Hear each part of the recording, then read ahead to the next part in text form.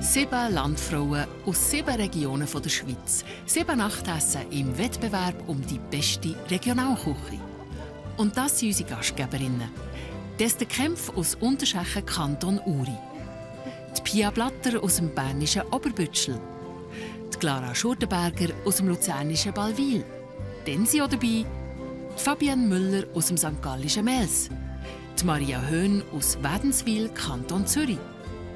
Aus dem aargauischen Döttingen kommt Therese Niefenegger und aus Outigen Basel-Land die Marianne Gysin. Das ist SF bei den Leuten, Landfrauenküche.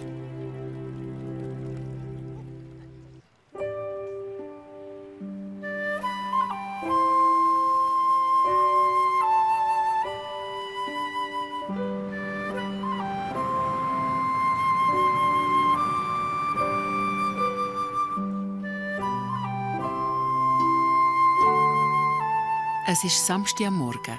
Die Maria Höhn ist bereit für ihren grossen Tag.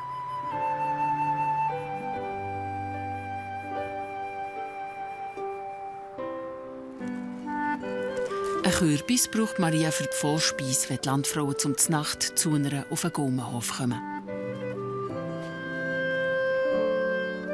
Der Gaumenhof liegt ein bisschen oberhalb von Wädenswil mit Blick auf den Zürichsee.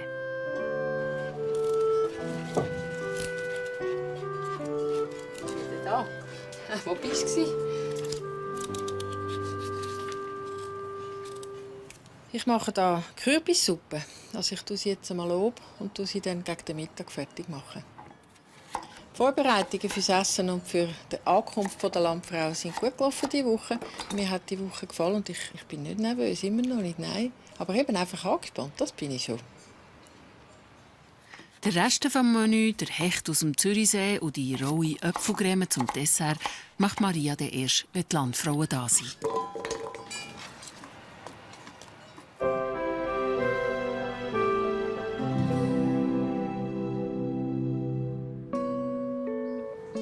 Es ist Montag am Morgen.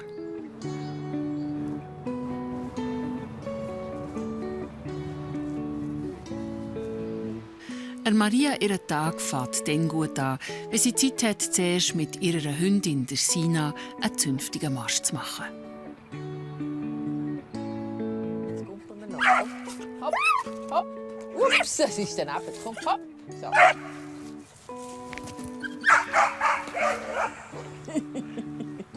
Ein riesen Theater, hä? So. Aus. Also erstens mal ist es am Morgen Bewegung für mich, weil ich gehe ja nicht jeden Morgen oder auch sonst nicht so viel in den Stall. Ich gehe gerne voraus an die frische Luft. Ich habe das Gefühl, da werde ich wach. Aus.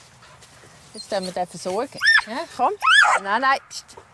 Sitz. Bleib. Bleib.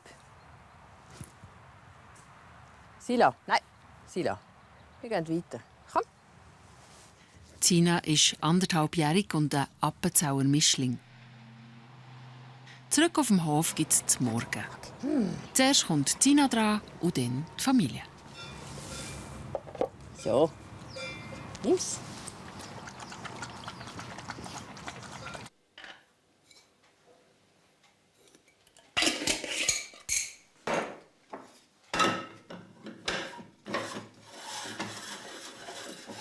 Heute Morgen jetzt zum Beispiel ist mein Mann da, muss dann aber schnell wieder weg zwischendrin, weil er Güllendruckkontrolle hat. Und dann ist der Mitarbeiter, der Peter, da. Mein Sohn ist jetzt da, der Lehrling ist in der Schule und die Tochter ist schon gegangen arbeiten. Also sind wir noch zu viert heute Morgen. Das ist immer noch der Käse vom alten Zollinger auf der Alp. Der Käse ist fein. Gestern haben sie mir auch angetragen, Käse. Oben am Tisch sitzt der Walter, Maria, ihr Mann. Zum Morgen gibt es bei der Familie Höhn etwa um 7:30, wenn die Männer den Stall gemacht haben. Der Peter Ramseyer arbeitet seit gut 3 Jahren auf dem Gaumenhof. Er hat eine Anlehre als Pferdewart gemacht. Der Stefan ist der Jüngste in der Familie. Er ist 19 und gerade mit der Lehre als Landwirt fertig geworden. Beim Zmorgen besprechen Maria und Walter das Tagwerk. Wer macht was mit wem? Heute wollen sie Rapsöl produzieren. Der Chef ist zuständig für die Ölpresse und der Peter für das Abfüllen vom Öl. Der Samen vom Raps kommt in die Presse, dort tut es ihn vermahlen. Der Abfall kommt vorne raus und gibt Tierfutter. Das Öl tröpfelt langsam ab. Bis es fast voll ist, geht es 36 Stunden. Es ist eine Arbeit, wo man eben nicht permanent dran ist. Ich muss zwischendurch andere Sachen machen. Und dann kann das eigentlich ein bisschen aus den Augen gehen und dann aus den Augen, aus dem Sinn. Und dann das schauen. Das ist ein bisschen das Problem an dem ganzen Zeug. Wo heissen, das Fass ist im Walter auch schon übergelaufen. Ich bin fertig. Bis später. Tschüss. Ja, bis später. Adi unterwegs. Tschüss, Peter. Ciao, Walter.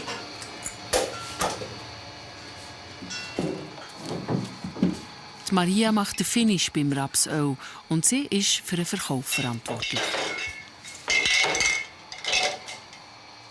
Öl abfüllen ist eine Arbeit, wo man den Kopf bei der Sache haben muss. Am Peter liegt die Arbeit und er macht sie schambar gern. Der Peter ist wegen einer leichten Behinderung auf einen besonderen Arbeitsplatz mit Betreuung angewiesen und Maria bietet eine solche Stelle an.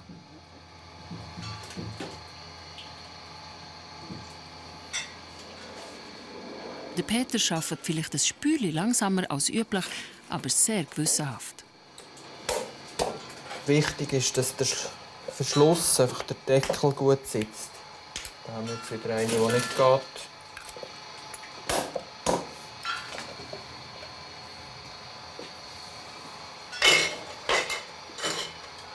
Und sonst, wenn man dann mal eine Flasche hat, die nicht gut verschlossen ist, dann merkt man es dann sicher am Schluss im Karton. Wenn es im Karton verpackt ist.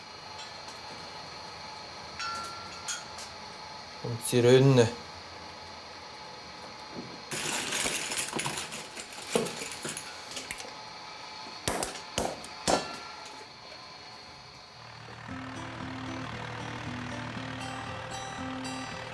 «23 Hektare Land bewirtschaftet der Walter. Nach dem Gras sät der Walter gewöhnlich auf seinen Feldern zuerst Mais aus, nach dem Mais kommt der Weizen, nach dem Weizen passt der Raps und nach dem Raps gibt es noch Gerste. Mit dieser mehrjährigen Fruchtfolge ist er bis jetzt gut gefahren. Nur mit dem Säen ist das so eine Sache. Und darum kontrolliert der Walter an diesem Nachmittag ganz genau, was er macht.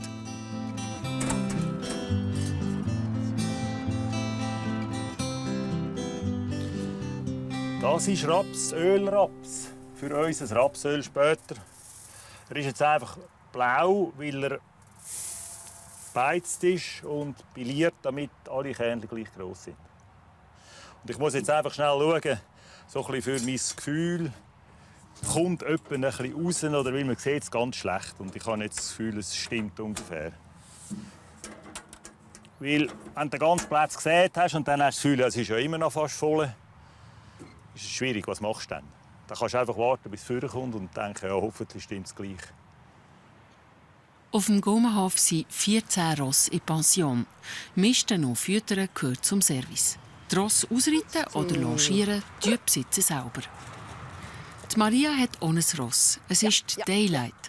Mit der Daylight hat sie sich einen Jugendtraum erfüllt. Etwa 2-mal in der Woche führt Maria die Daylight an der Longe. Sicher einmal in der Woche geht sie mit ihrer Stute ausreiten. Das eigene Ross ist für Maria darum mehr Hobby als Arbeiten.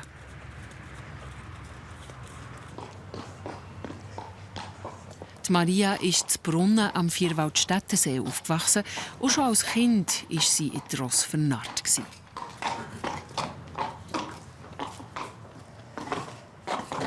Voilà. So. So, jetzt.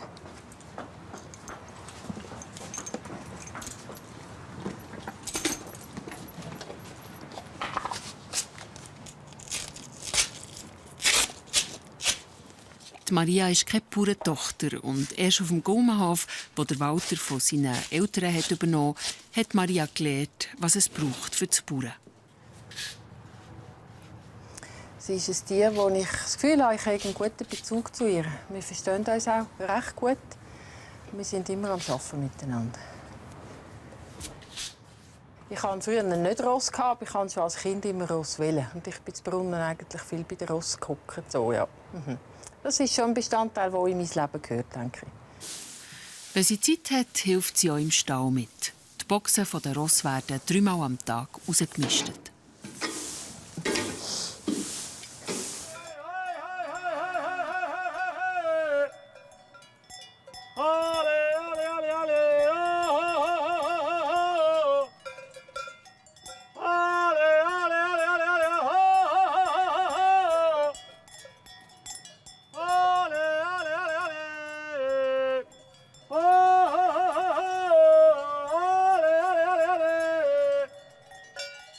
Die 22 Mutterkühe mit ihren Kälbern ruft der Walter am Abend heim. Er hat vor gut 10 Jahren den Betrieb umgestellt von Milchwirtschaft auf Fleischproduktion. Seitdem produziert er Natura Beef. Das ist Fleisch von 10 Monaten alten Tieren.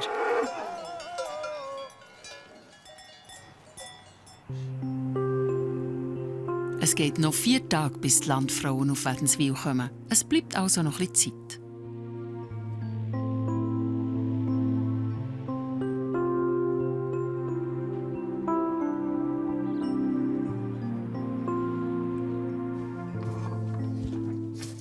Die Maria führt einen grossen Haushalt und hat neben der eigenen Familie immer Mitarbeiter am Tisch. Sie meint, wenn Kochen Arbeit wäre, dann hat sie sehr viel zu tun. Für sie ist Kochen aber eher eine schöne Beschäftigung.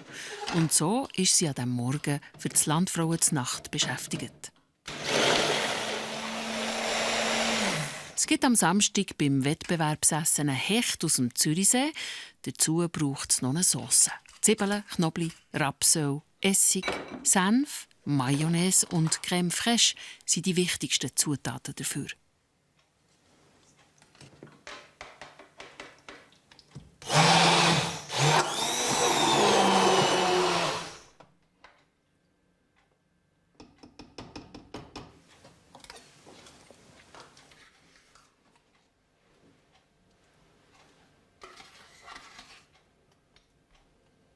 Ich mache hier Sauce für den Fisch, die ich aber auf den Tisch gebe, die ich nicht auf den Teller serviere.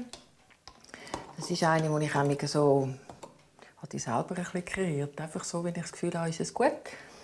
Es ist eine sehr rassige Sauce von den Bohnen und vom Knoblauch her. Es überwiegt aber schon nicht. Ich denke, das, was ich koche, ist würzig, gewürzt. Und die noch ein bisschen mehr Gas wollen, die sollen dann von dieser Sauce noch nehmen.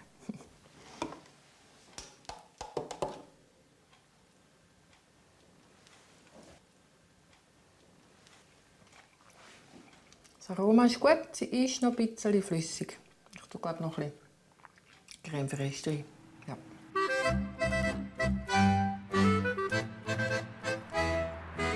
An so einem schönen Morgen muss man einfach unterwegs sein. Zina und Maria gehen miteinander in die Hundeschule.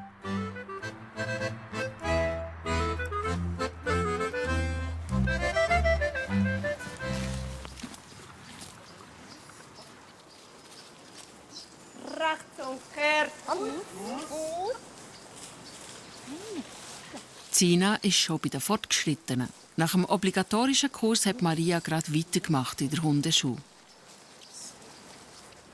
Vor dem Gangwechsel kommen. Zina, Fuss. Sie motivieren zum Laufen. Komm, Zina, komm. Zina ist ein gelehriger Hund. Sie macht die Übungen gerne und folgt gut. Fuss, komm, Fuss, Fuss, Fuss, Fuss. Fuss. Hey. Fuss. So ist brav. Am Nachmittag steht das Arbeiten auf dem Plan. In der Metzgerei Gerber zerlegen Vater und Sohn Gerber ein Tier von der Familie Höhn.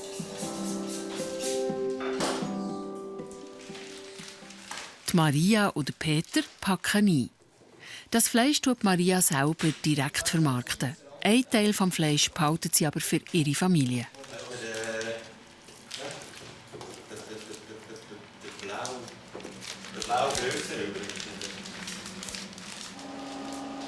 Auch der Walter hilft in der Metzgerei beim Fleisch verpacken.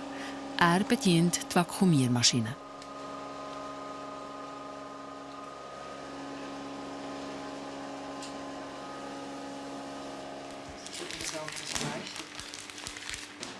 Saftplätzchen packen wir jetzt hier einpacken für unsere Kunden, die das abholen am Nachmittag. Das machen wir etwa 3-4 Mal im Jahr, wo wir Kunden haben, die das bestellt haben bei uns. Und wir können dann das hier einpacken und ganz frisch am Nachmittag weitergeben. Und das wird sehr geschätzt, weil die Leute wissen genau, woher das Fleisch ist.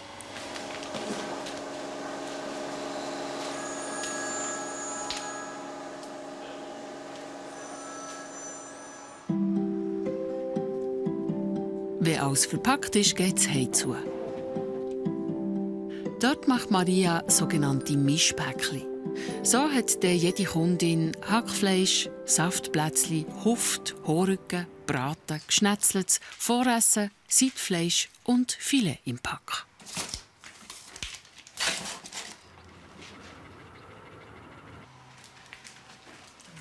Die Maria verkauft das Fleisch kiloweise zu einem Mischpreis.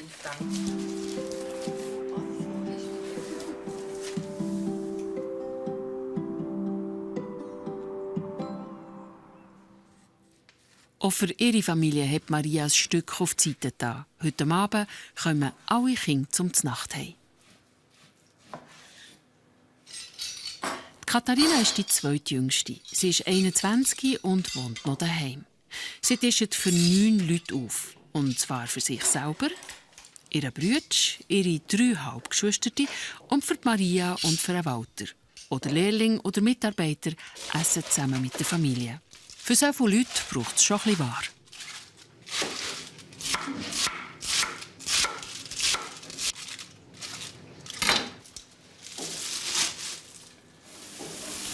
Es gibt Saftplätzchen und Polenta-Schnitte. Polenta hat Maria schon am Nachmittag auf das Blech gestrichen. Jetzt kann Katharina Schnitte daraus machen. Dann werden sie in Ei und Salz gedünkelt und brätelt.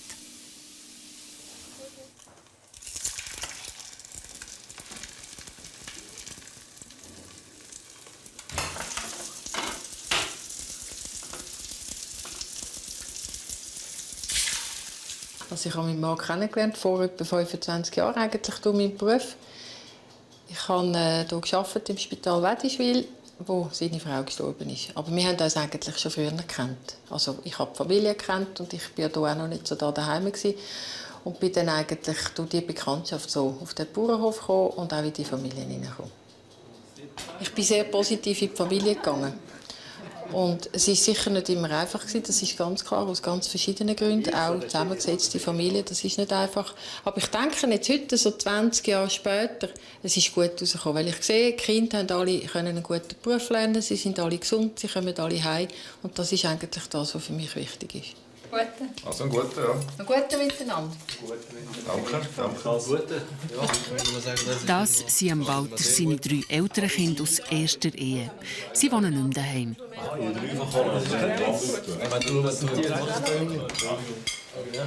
Die Katharina und Stefan sind die gemeinsamen Kinder von Maria und von Walter. Zusammen gibt es dort die Patchwork-Familie Höhn vom Gaumenhof.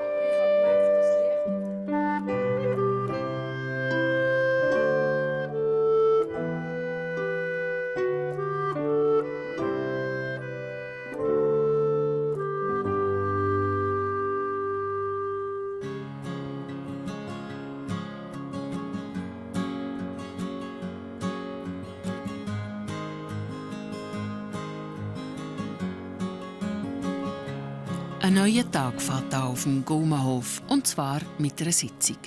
Die Maria und ihr Mann bieten zusammen mit der Stiftung Landwirtschaft und Behinderte einen speziellen Arbeits- und Wohnplatz an. So, da noch ein bisschen Gutzli. Das ist jetzt ein Müsterli. Für den Samstag schon, weißt du. Voilà, wir sind komplett standardgestellt.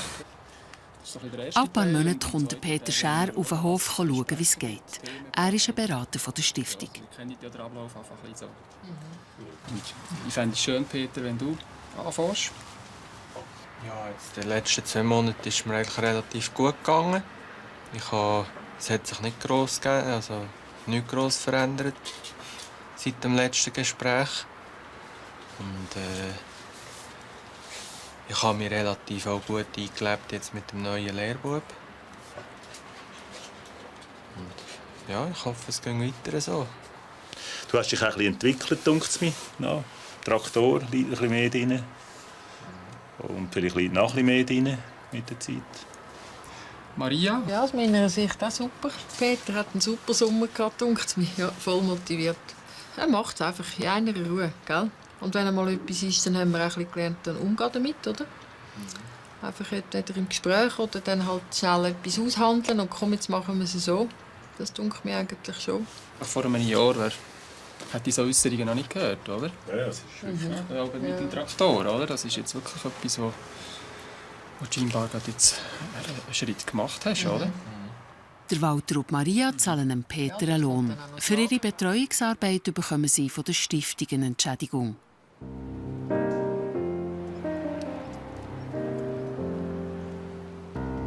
Am Nachmittag geht es fort.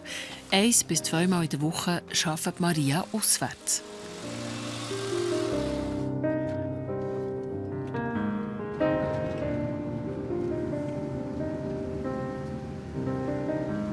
Zuerst muss sie aber noch liefern. Im Bauernhoflädeli zu Wädenswil ist ihr Rapsöl ausgegangen. Grüezi miteinander. Hallo Maria. Hoi, Jürg. Ich bringe euch noch Öl, ja, gern. Ich gebe den Schachtel gerade wieder mit. Ich bin nicht unbedingt eine typische Bauernfrau. Also ich sage auch immer, ich habe keine rote Backen und rauche Hände. Wobei, das gehört ja heute auch nicht mehr zu einer Bauernfrau. Ich denke, auch eine Bauernfrau kann Unternehmerin sein heute. Im Seespital zu Kilchberg ist Maria ihr anderer Arbeitsplatz. Die Spätschicht fährt um 2:30 an. Zuerst teilen die Pflegefachfrauen die Patienten untereinander auf. Es ist ihnen wichtig, dass alle etwa gleich viel zu tun haben. Ich habe sehr gerne Abwechslung. Ich sage nämlich, ich habe den Fünfer und Zweckli, weil ich einerseits daheim arbeiten kann und andererseits aber immer wieder den Switch machen kann, hier in meinen Alltag stammt der Beruf eigentlich, den ich gelernt habe. Und ich finde, es ist nicht nur ein Beruf, sondern auch eine Berufung, weil ich mache diese Arbeit hier auch sehr gerne. Darf ich da die Handnummer kontrollieren?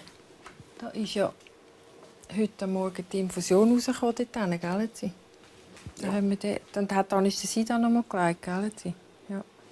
Das ist eben eine heikle Stelle wegen dem Bewegen. Ja. Die sollte sicher bleiben bis morgen. Sagen Sie mal da. Der Verband ist nicht zu eng so. Nein, ist das gut? Okay, sonst sagen Sie es. Ich habe sonst manchmal noch so einen Trick, dass ich einen Holzzungenspatel montiere und dann kann man nicht mehr so bewegen. Aber wir schauen, wie es geht. Okay. Dann schaue ich das Kleine noch ganz schnell an. Das ist aber noch gut eingepackt. Ja, das ist eigentlich noch nicht... Das ist immer noch von gestern so. Von gestern, ja. Die Ferse liegt auch frei. Und sonst immer melden. Ich komme nachher noch schnell wieder mit dem nächsten Schmerzmittel. Ja, danke. Die Maria arbeitet auf der orthopädischen Abteilung. Viele von ihren Patienten haben entweder ein neues Hüftgelenk oder eine Knieprothese bekommen. Geht's, Kopitsch? So, einfach locker ablegen. Genau. Und den Finger dürfen wir auch noch drin. Ja, genau. Perfekt. Gut.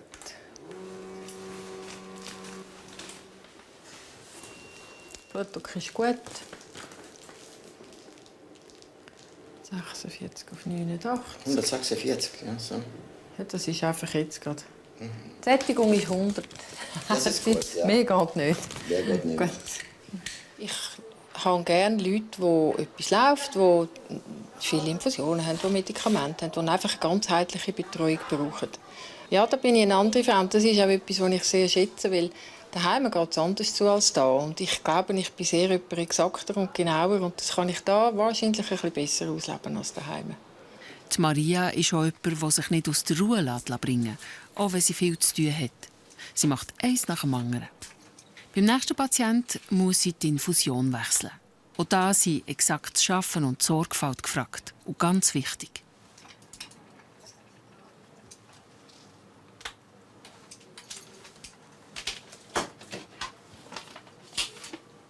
Die Maria Höhn arbeitet gerne Spätschicht im Spital. So kann sie daheim am Morgen alles erledigen, bevor sie ins Spital geht. Schichtende ist die Nacht am 11 Uhr.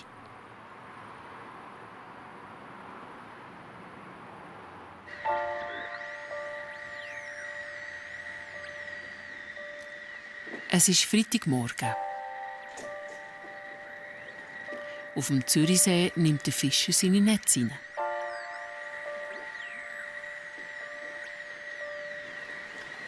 Beim Rolf Ruf hat Maria Höhn den Hecht bestellt für das Landfrauenessen. Jetzt im Spätsommer geht nur noch selten ein Hecht ins Netz.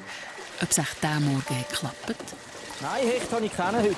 Nein, ich habe keinen. Felsen, Hegli und Rotaugen habe ich. Einen kleinen Hecht hatte ich, aber der war untermässig, den habe ich mir laufen lassen. Das wären die Felsen.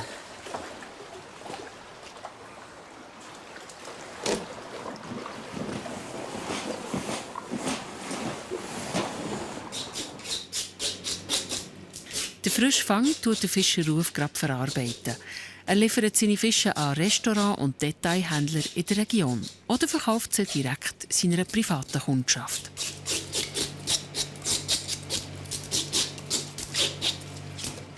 Die Maria will heute Morgen den Hecht, den sie bestellt hat, abholen.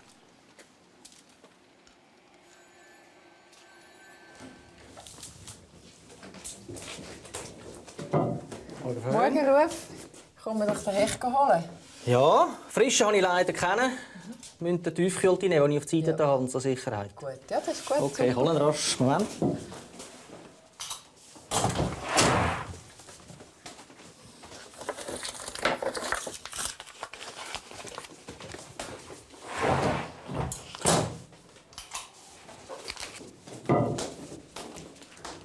So, das wären die da.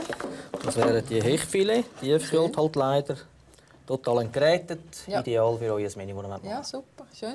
Ihr habt eine gute Form zum Anrichten. Ja, das sind schöne Stückchen. Ja. Und die sind jetzt qualitativ an einem frischen Ebenbürger? Der Hecht lässt sich sehr gut früher, ja, ist gar kein Problem. Kein Problem. Ja. Gut, super, schön. Gut.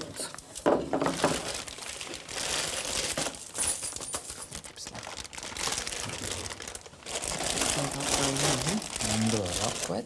Das ist 55 Franken 50 gern. Hier ist 56 und 4 ist 60. Danke vielmals. Danke auch. Ja gut, freue ich mich. Ja, gutes Gelingen. Ich tue gerne. Danke vielmals. Schön, vielen Dank. Mal. Merci. Merci, gleichfalls. Mit dem Hecht im Korb geht es zurück auf den Gaumenhof. Der Fisch muss gerade subito wieder in den Tiefkühler. Am Freitagnachmittag tut der Lehrling der Andrin kreislern. Unterdessen arbeitet der Walter im Garten. Er will noch ein bisschen Ordnung machen, bevor die Landfrauen kommen.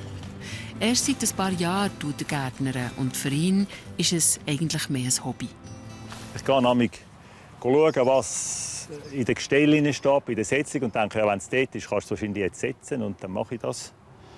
Und dann frage ich die Maria nach. Und dann probiere ich einfach aus und meistens geraten es.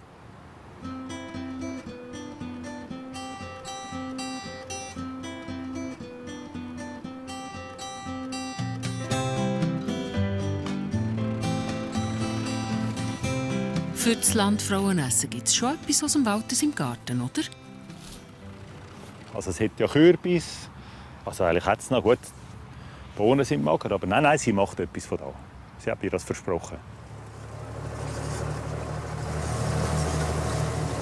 Der Walter ist Meisterlandwirt und bildet gerne Lehrlinge aus. Er weiss haargenau, was ein Stift so alles muss können. Ja, ist gut so. Ich glaube, es war auch noch nötig gewesen, gell? Ja. Du könntest jetzt dann noch die Ränder draussen rum, die nicht gemacht sind, noch reinrühren, dass das nachher auch geht. Und da unten eben noch mal reinkreiseln, was rausgeflogen ist, damit wir es sauber haben. Und dann glaube ich, kommt es gut. Und dann um 4 Uhr denke ich, anfangen zusammen zu tun. Gut, tipptopp. Okay. Also, es muss doch überall eine Gattung machen, wenn morgen die Landfrauen auf den Gaumenhof kommen. An den letzten Vorbereitungen für ihre Gäste ist auch Maria. Sie macht den Blumenschmuck parat für das Nachtessen der Landfrauen.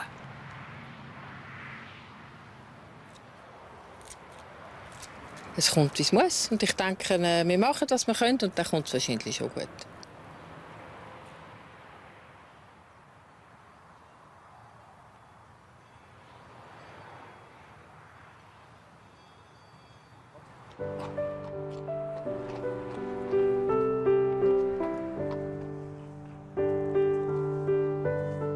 Zum Abschluss des Tages gibt es noch einen Ausritt mit der Daylight, der Sina und der Katharina. Sie begleitet Maria.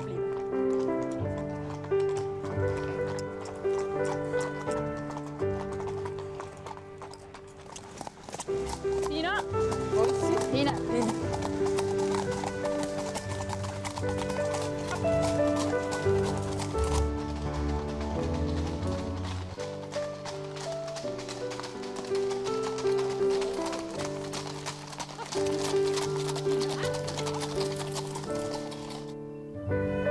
Noch einmal Zeit haben zum Durchschnaufen, bevor es dem Mond ernst gilt.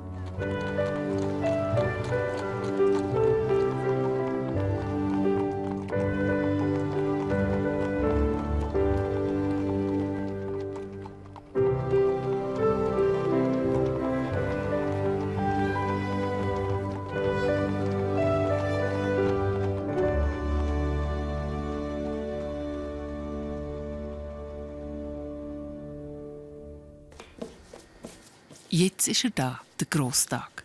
Maria macht am Morgen zuerst frisches Brot für ein Apero.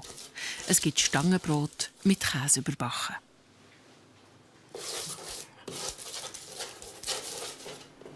Ich tue mich so darauf vorbereiten, dass ich mich einfach wahnsinnig freue, um den anderen 6 jetzt mal zu zeigen, wo ich daheim bin. Neben mir in der Küche steht meine Tochter Katharina, weil wir haben so eine, ich sage jetzt nicht nur eine ähnliche, sondern eine gleiche Arbeitsweise. Das geht zügig, rassig, und sie arbeitet häufig in den Gedanken genau so, wie ich es auch machen würde. Also sie ist ganz eine tolle Frau. Und dann sind sie im Anmarsch, die 6 Landfrauen. Die Maria hat sie mit einer Kutsche abholen. Eskortiert werden sie von der Katharina und einer Freundin.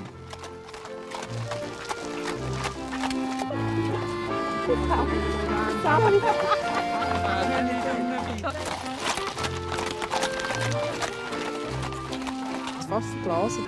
So. Hi. Vielleicht ratet Hoi, Hoi. Hoi Marianne, herzlich willkommen. Hoi Clara. Hoi. Esther. Salut Esther, hoi. Hoi Pia, Ciao, Maria. Hoi. Hoi Fabienne. Hoi Therese. Ja. Ja, genau. Das Apero hat Maria draussen geplant und das Wetter spielt mit. So können die Landfrauen den wunderbaren Blick auf den Zürichsee geniessen. Auf dem Tisch habe ich hier ein Brot selber gebacken, ein Halbweissbrot, und das hat Käse drauf. Da habe ich ein Bärlauchpesto, das wir selber gemacht haben, mit eigenen Baumnüssen und Rapsöl natürlich, unser Rapsöl. Da habe ich selber Tomaten eingelegt, und das sind einfach noch so ein bisschen Melonen, wenn jemand etwas Frisches, Leichtes möchte. Bärlauch haben wir ungefähr. Das ist ja so der Bedarf, den wir haben. Zum Trinken gibt es einen Klopfmost aus der Region. Der Apero wird zwar nicht bewertet, aber der erste Eindruck zählt eben gleich. Ja, ich überlasse euch gerne ein bisschen den Obhut von meinem Mann. Er wird euch noch den Hof zeigen. Und ich hechte doch jetzt in die Küche. Ade unterdessen. Tschüss. Dann übernehme ich die Aufgabe. Klar, dann ist ich nicht los zum Entscheidung. In der Küche kann es losgehen.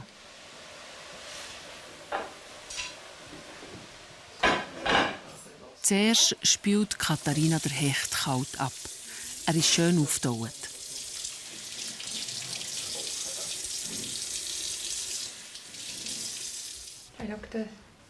Grüezi miteinander. Grüezi. Darf ich euch mein Menü vorstellen? Das steht nämlich da hinten drauf. Ich dachte, das soll eine Überraschung bleiben. Ich habe zur Vorspeise eine Kürbiscremesuppe mit Cognac und einer Rahmhaube.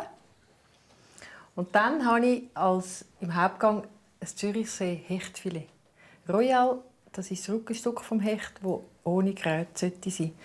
Und zum Dessert etwas, das dann noch schnell ein bisschen Hektik gibt in der Küche, eine ganz frisch gemachte rohe Äpfelcreme mit Zuckerguetzli. Ich wünsche euch einen guten Tag. Danke. Freuen wir uns.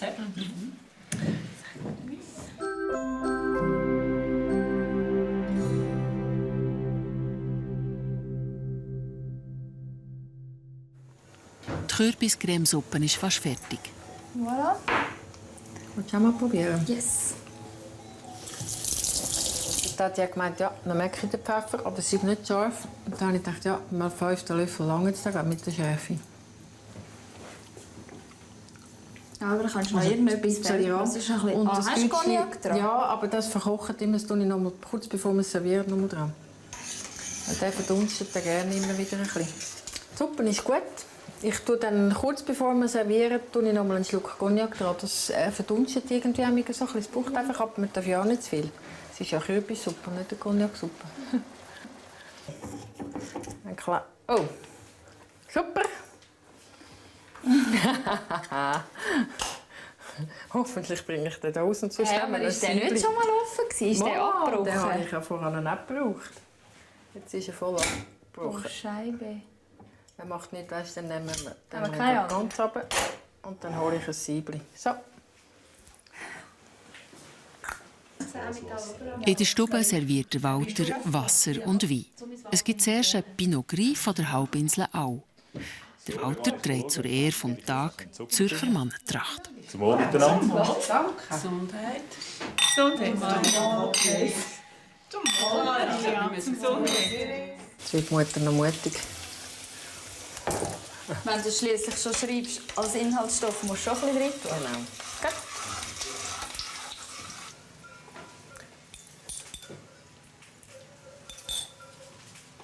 Und dann kannst du einfach von rechts immer kommen, gell, Walter? Das langt. Jetzt aber musst du mir wirklich die Tür aufmachen.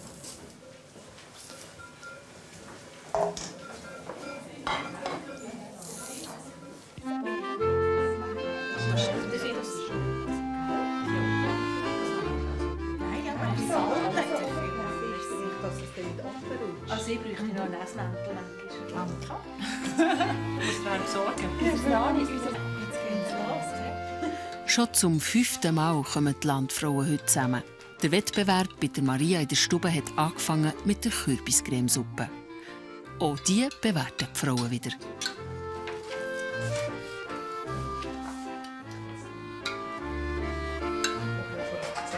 Die Kürbissuppe zur Vorspeise war sehr fein, sehr passend. Für mich ein wunderschöner Herbstanfang.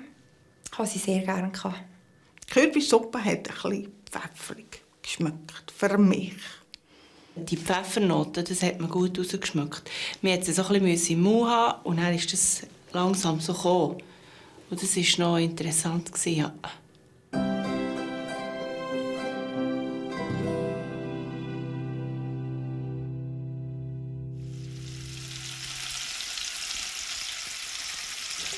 An die Tomaten kommt noch ein bisschen Vanille. Vielleicht fast ein bisschen gewagt für die Landfrauen. Die Maria will es ausprobieren. In der Stube ist der Walter im Einsatz. Der Rotwein, den er zum Hauptgang serviert, ist eine Assemblage aus Dioli Noir und St. Laurent-Trauben. Der kräftig gewürzte Hecht tut Maria nur kurz bräteln. Ich finde, Mami kocht eigentlich am besten, das sagen ja alle. Aber es ist wirklich so viel Menü, das ich von ihr einfach wirklich auch gerne habe, das niemand anders so fein machen kann, kein Restaurant. Das Kompliment hat Maria schon mal auf sicher. Jetzt muss es rassig gehen. Der Walter ist in den Startlöchern. Ja. Was hast du da? Noch ein Zwiebeln da hinten und ein Blümchen drauf.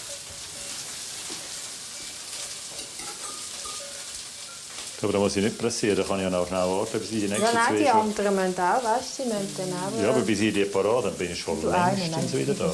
Ich will ihn auf den Fisch tun. Ich will es auf den Fisch tun. So, ja, genau. Gut. Ich habe den echt nicht probiert. Nein, ich habe gar kein Stückchen mehr gehabt. Aber der ist so eine super gute Qualität und die Gewürze sind in der Ordnung und ich habe das Schöppen mal gemacht. Der ist schon gut. Aha. Sind wir also gespannt, was die Landfrauen zum Fisch meinen. Eigentlich eine mutige Menüwahl, wenn man denkt, dass längstens nicht alle Leute gerne Fisch haben.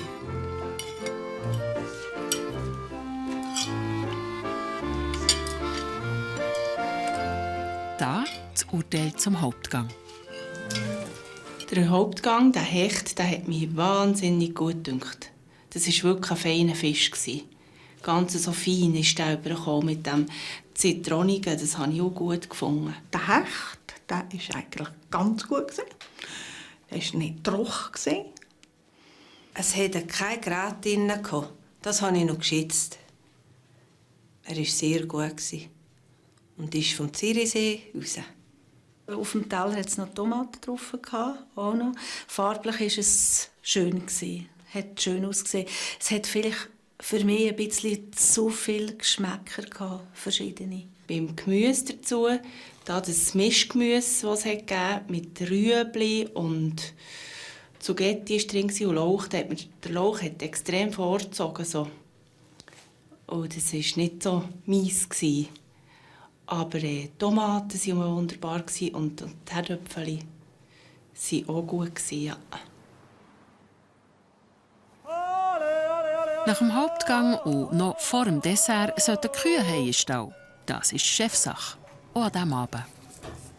In der Küche gibt Maria Vollgas. Sie pressiert, dass die Äpfel nicht anlaufen.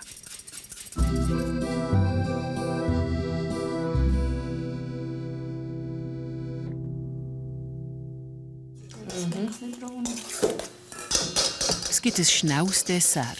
Geraffelte Äpfel mit geschwungener Nidle. Das gibt eine rohe Äpfelcreme.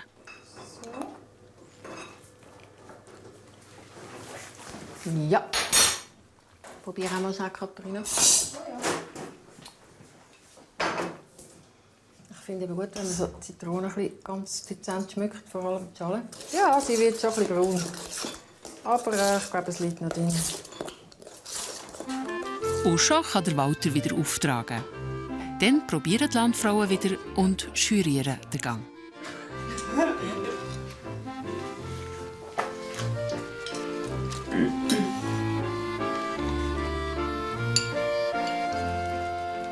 Dann ist der Dessert gekommen, die Äpfelcreme.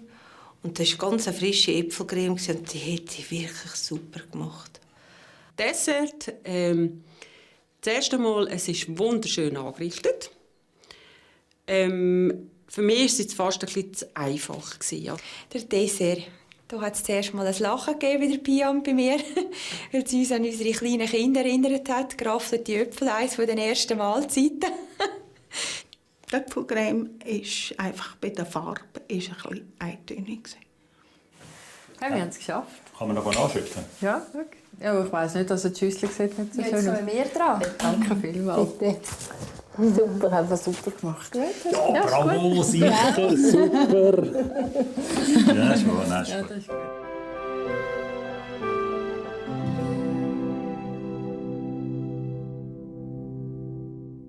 Die Dekoration war ausgelegt auf ein Fischmenü.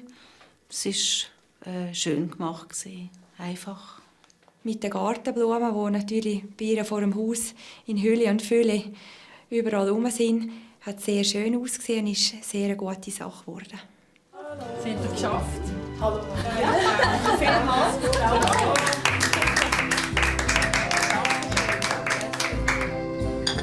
Das 5. Landfrauenessen ist fast vorbei. Zum Kaffee serviert Maria einen gleich schweren Kuchen mit Zwetschgen.